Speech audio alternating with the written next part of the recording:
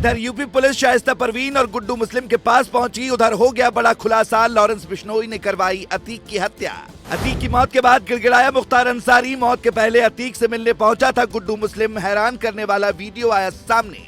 शाइस्ता परवीन को अब तक क्यों नहीं पकड़ पाई पुलिस, हुआ बड़ा खुलासा। ये है वो पुलिस वाला जो शाइस्ता को बचा रहा है। इधर जैसे ही गुड्डू मुस्लिम के करीब उत्तर प्रदेश पुलिस पहुंच गई, उधर जेल में बंद मुख्तार अंसारी की धड़कनें तेज हो गईं, क्योंकि गुड्डू वो खिलाड़ी है जिसने न सिर्फ अतीक अहमद को लूटा बल्कि उसने और कई गैंगस्टर के साथ भी काम किया।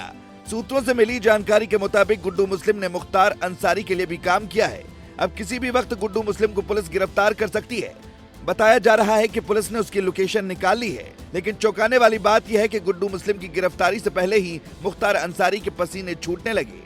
उसे यही लग रहा है कि कहीं उसे मार न दिया जाए, क्योंकि अगर एक बार गुड्डू मुस्लिम गिरफ्तार हो गया तो वो ऐसे राज खोलेगा जिसके बारे में मुख्तार अंसारी सपने में भी नहीं सोच सकता। अब मुख्तार को यही डर सता रहा है कि अगर उसके काले कारनामों की कुंडली उसने कहीं पुलिस के सामने खोल दी तो कहीं उसका भी हाल असद अहमद और अतीक अहमद की तरह ना हो जाए। बताया जा रहा है कि इसी टेंशन में मुख्तार अंसारी जेल में पूरी रात चलता रहा है। दूर दूर तक उसकी आंखों में नींद नहीं है। सूत्रों से मिली जानकारी के मुताबिक उसने खाना पीना भी कम कर दिया है और उसकी तबीयत भी लगातार खराब हो रही है।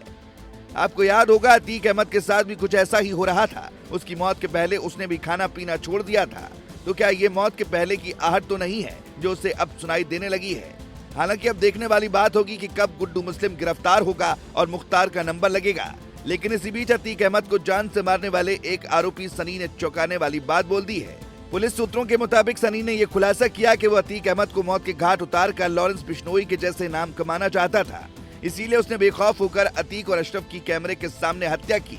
हैरान करने वाली बात यह है कि जिन 3 लोगों को अतीक को मौत के घाट उतारने के लिए गिरफ्तार किया गया है, उनमें करीब करीब सभी आरोपियों का यही सपना था कि वो आगे चलकर गैंगस्टर बने। हालांकि अब तो तीनों को पुलिस ने गिरफ्तार कर लिया है और अब बस यही उम्मीद की जा रही है कि तीनों पूरी जिंदगी जेल की सलाखों के पीछे रहेंगे।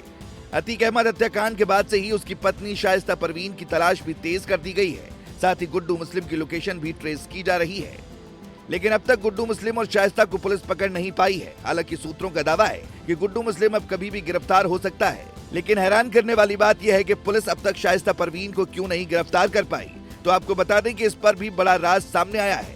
शाइस्ता परवीन इस वक्त उत्तर प्रदेश में मोस्ट वांटेड है। पुलिस के खौफ से वो पति अतीक अहमद और बेटे असद अहमद के जनाजे में भी शामिल नहीं हो सकी थी। लेकिन आपको बता दें कि शाइस्ता परवीन एक पुलिस वाले की बेटी है, यानी पुलिस और चोर के दांव का खेल उसे बचपन से ही पता है। पुलिस कैसे अपराधियों को ढूंढती है और कैसे उन्हें पकड़ती है, ये सारी बातें शाइस्ता परवीन को पता है और यही वजह है कि पुलिस से वो एक कदम आगे चल रही है। शाइस्ता बचपन से ही अपने पिता के साथ थानों में बने सरकारी पुलिस क्वार्टर में रही थी। साल 1996 में जब वो 24 साल की हुई थी, उसके परिवार वालों ने उसकी शादी अतीक अहमद से कर दी। तब तक अतीक का राजनीति में भी नाम हो गया था। हालांकि शाइस्ता पूरी तरह से उसकी जुर्म की दुनिया से अलग थी। लेकिन साल 2018 में जब अतीक ने जेल से ही फूलपुर लोकसभा का उपचुनाव लड़ने का फैसला किया, तब शाइस्ता परवीन चर्चा में आई, क्योंकि वो अपने पति के लिए चुनाव प्रचार में जुट गई थी। उसकी जिंदगी में यहाँ तक सब कुछ ठीक चल रहा था, लेकिन जैसे ही उमेश पाल को मौत के घाट उतारा गया, अतीक अहमद का पूरा परिवार ही हिल गया। सबसे पहले इस केस में अतीक का नाम सामने आया, फिर बेटे असद का और बाद में शाइस्ता परवीन का नाम भी इसमें सामने आ गया। सूत्रों का दावा है कि साबरमती जेल में बंद रहे अतीक अहमद से शाइस्ता परवीन ने मुलाकात भी की थी। यही वजह है कि उसका नाम भी उमेश पाल हत्याकांड में सामने आया और उस पर 50,000 का इनाम घोषित किया गया।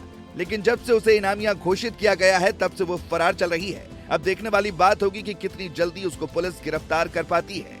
Bureau report.